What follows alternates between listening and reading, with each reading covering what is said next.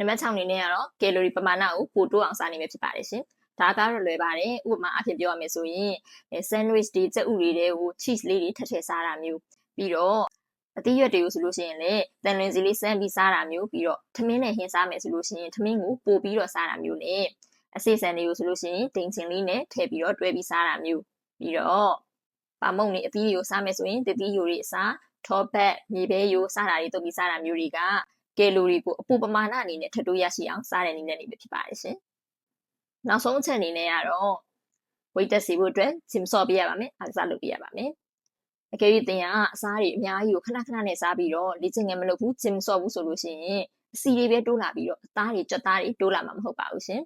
ဒါကြောင့်ကြွက်သားတွေတိုးဝါပြီး weight တက်စီဖို့အတွက်အစားရောလေ့ကျင့်ငယ်မှာလုပ်ပေးရမှာပဲဖြစ်ပါတယ်ဒါမှသာလှပကျန်းမှာ weight တက်လာမှာဖြစ်ပါတယ်ရှင်အားလုံးကိုချုပ်ပြီးပြောရမယ်ဆိုရင် weight တက်အောင်လုပ်ဖို့က consistent ဖြစ်ဖို့လိုပါတယ်ရှင်စိတ်ရှိရှိနဲ့အစားအုပ်ပုံမှန်စားမယ်အားကစားကိုလည်းတခြားလုပ်မယ် gym ကိုလည်းတခြားဆော့မယ်ပြီးတော့အခုပဲဆော့မယ်နောက်ကြလာရင်မဆော့တော့ဘူးအဲ့လိုမျိုးတွေလုပ်လို့မရပါဘူးเนาะရာရာကိုစိတ်ရှိရှိနဲ့ consistent ဖြစ်လုပ်မယ်ဆိုလို့ရှိရင်လှပကျန်းမှာပြီး weight တက်လာမှာပဲဖြစ်ပါတယ်ရှင်ကဲခုဆိုရင်ကျန်းမာလှလှပပနဲ့ weight တက်စီမဲ့နည်းလမ်းလေးတွေကိုမျှဝေပြသွားပြီဖြစ်ပါတယ်ရှင်အားလုံးပဲကျန်းမာလှပကြပါစေရှင်နောက်ထပ်လည်းဘလို့ကောင်းမွန်တဲ့ဗီဒီယိုလေးတွေကိုတင်ဆက်မယ်ဆိုတာသိဖို့အတွက်ဆရာကတော် channel ကို like follow and subscribe လုပ်ဖို့မမေ့ပါနဲ့ရှင် bye bye